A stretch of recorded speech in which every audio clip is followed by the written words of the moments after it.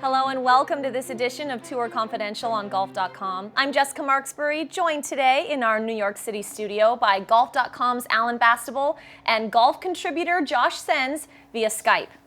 We have some Tiger news to discuss today, and it's actually not related to his most recent back procedure. Steve Williams, his book is out today. It's called Out of the Rough. It's a tell-all about his years with Tiger. And Josh, I have to ask, is this on your must-read list?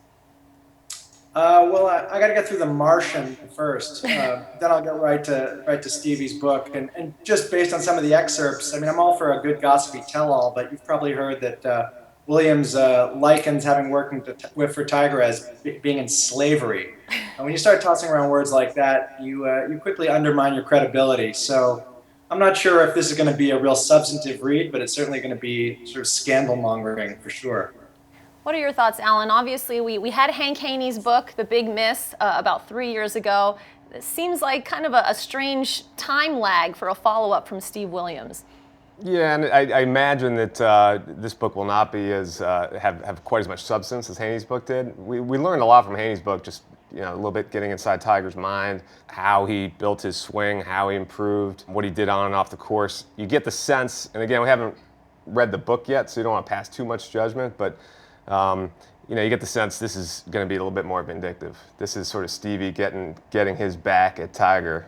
The chapter that was released, it seems that Stevie is pissed off that Tiger did not quote unquote clear his name during the scandal. That seems like it's stuck with him all these years later, and now Stevie's finally having his say.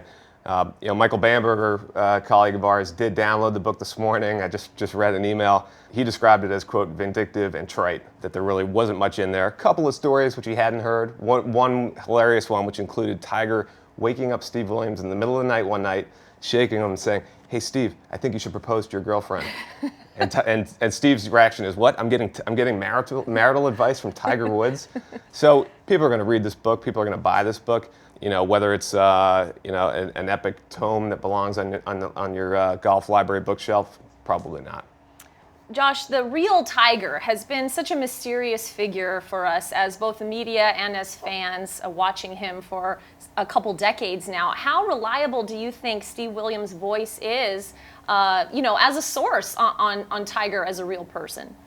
Yeah, certainly over the years, very few people got as close a look at Tiger up close as Steve Williams did, but there's a sense here that Williams has an axe to grind. And when you realize that a guy has an axe to grind, it's hard to take it as seriously as someone with a sort of a more measured perspective. So I think we can expect some colorful prose, some lively stories, but how seriously we take them and how much it makes actually Williams look bad as much as it makes Tiger look bad is an open question. I have a feeling a lot of people are going to look more askance at Williams than they will at Tiger through this. I'm wondering too, Alan, we're coming up on year 6, the anniversary of the fire hydrant and the beginning of really Tiger's scandal. Is there still a public appetite for this kind of sensational news about Tiger? It seems to me that a lot of time has passed and people have kind of moved on.